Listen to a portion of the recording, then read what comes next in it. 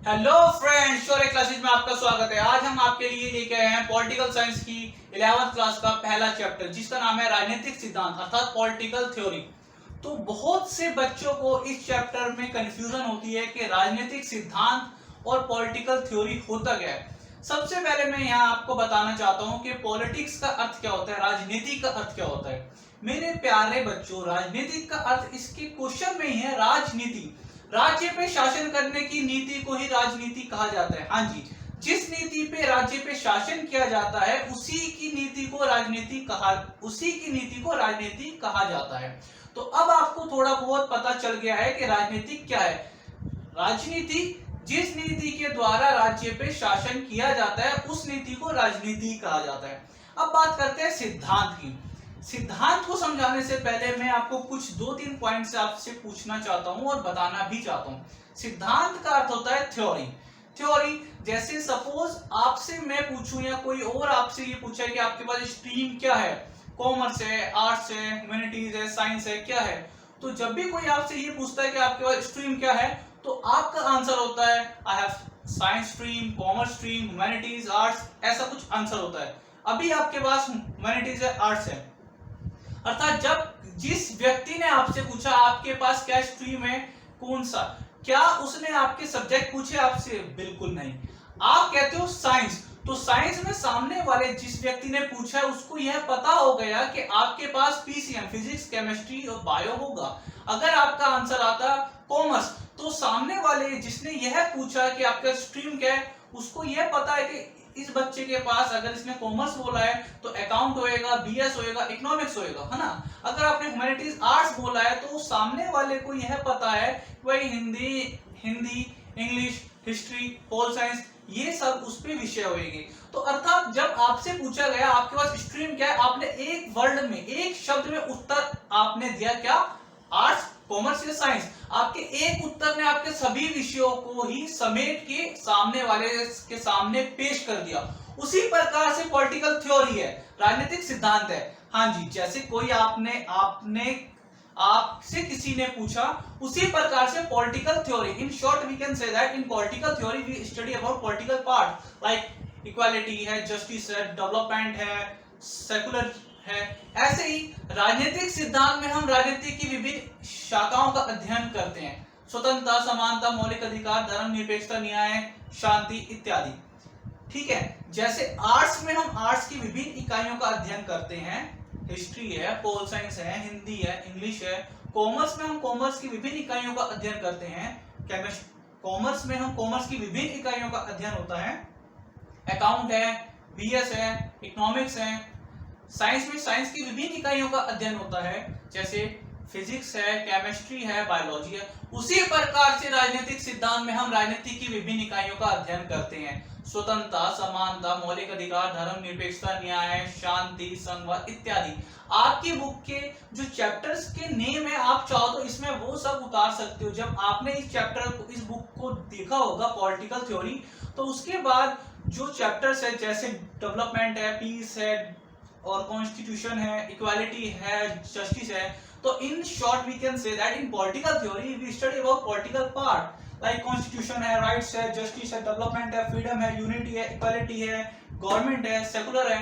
तो आपको समझ में आ गया है कि पॉलिटिकल थ्योरी में हम इन सब चीजों का अध्ययन करते हैं। उसी प्रकार से राजनीतिक सिद्धांत में हम सरकार का, संविधान का, अधिकारों का, कर्तव्यों का, समानता, इक्वालिटी, इन सब चीजों का अध्ययन किया जाता है। तो आई होप, मुझे यह विश्वास है कि अब आपको थ्योरी का समझ में आया। थ्योरी में क्या है, इन सभी चीजों का अध्ययन किया जाता है।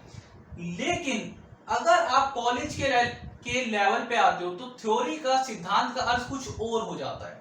वास्तव में थ्योरी का अर्थ होता है सोचना, समझना, चिंता करना, समस्या का समाधान करना। सपोज कि अभी आप YouTube पे कोई कोचिंग की वीडियो देख रहे हो, कोई इंस्टीट्यूट में आप जाते हो, क्लासेस में आप जाते हो, आप उस समय जाते हो जब आपके सर पे एग्जाम होते हैं। आप तभी बुक्स को उठाते हो जब आपके सर पे एग्जाम आते हैं। सिंपल सा है, अगर किसी व्यक्ति को चोट लगती है तो वो कहाँ जाता है? सिंपल सा आंसर है, वो डॉक्टर के पास ही जाएगा ना। अर्थात वो ये सोचेगा मेरे हाथ में चोट लग गई है, ब्लीडिंग हो रही है, तो इसका समाधान किसके पास है? अब वो व्यक्ति तो समाधान कर ही नहीं सकता, उसका सॉल्यूशन थोड़ी ना है, तो वो उसका सॉल्यूशन निकालेगा कि भाई मेरे हाथ में चोट है, ब्लीडिंग हो रही है, मुझे डॉक्टर के पास जाना है। उसने सोचा हाथ में चोट है, इसका समाधान किसके पास है? डॉक्टर के पास।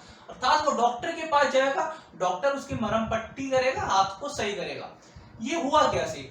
पुराने समय में जब समाज एकजुट होना शुरू हुआ, उस समय जब आपको एक कॉमन चीज है कि जब दो या दो से ज्यादा व्यक्ति एक साथ रहना शुरू करते हैं तो वाद विवाद समस्या उत्पन्न होती है। ऐसे पुराने समय में जब समाज एकजुट होना शुरू हुआ तो वाद विवाद संघर्ष उत्पन्न होना शुरू हो गया। तो उस संघर्ष को समाधान के लिए व्यक्ति ने सोचना शुरू करा। सोचना, समझना, समस्या का समाधान निकालना ही थ्योरी कहा जाता है। जैसे कि एक फैमिली में दो बच्चे आपस में लड़ाई कर रहे हैं, दोनों बच्चों में फाइट हो रही है। एक बच्चा मम्मी के पास जाता है कि मम्मा मम्मा भाई ने मेरी पिटाई कर दी, तो मम्मा पहले दोनों बच्चे को बुलाती है, दोनों बच्चे का सुनती है, समझती है, अच्छा इसने ऐसे करा तभी इसने ऐसे करा। अर्थात वो उस निष्कर्ष पे पहुंचती है कि पहले इसी की ही गलती है। इन शॉर्ट हम कह सकते हैं कि सिद्धांत होता है जब किसी समस्या का समाधान के लिए विचार किया जाता है, विमर्श किया जाता है, सोचा जाता है, उसी को हम सिद्धांत के रूप में कहते हैं।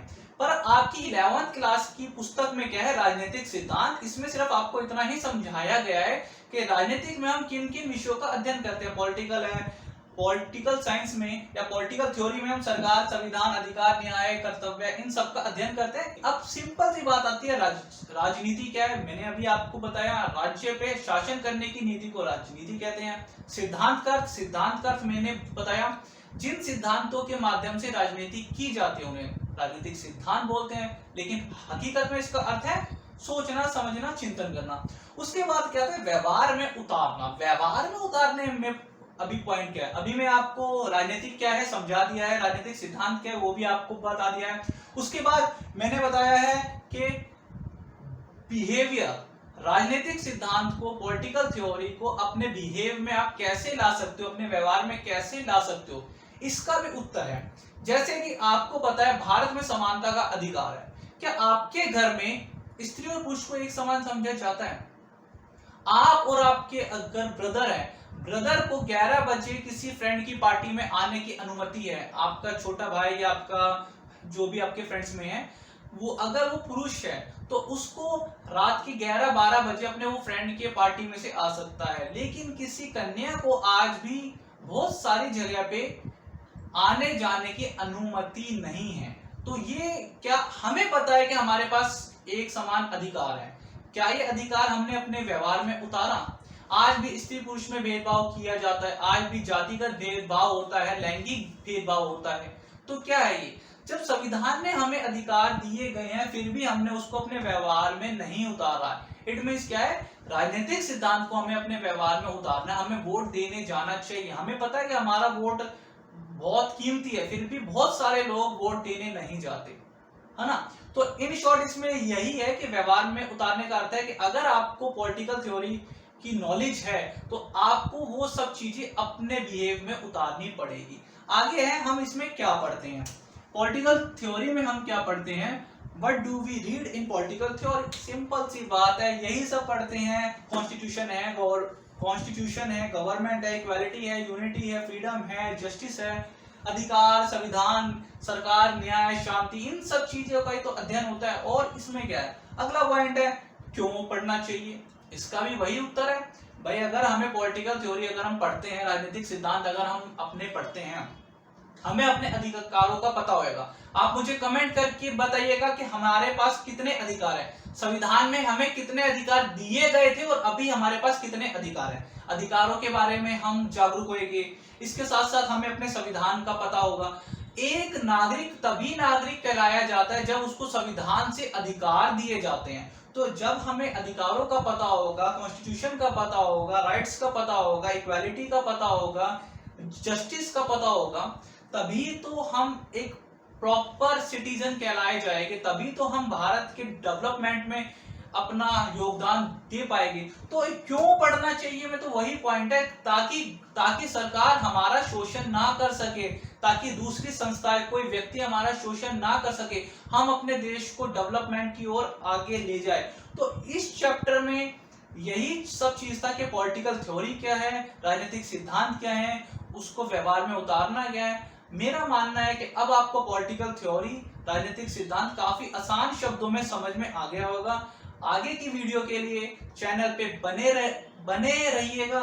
इस वीडियो को लाइक करिए, शेयर कीजिए और अपने दोस्तों के साथ ज्यादा से ज्यादा शेयर करने की कोशिश करिए। थैंक यू, धन्यवाद। जय हिंद, जय भारत।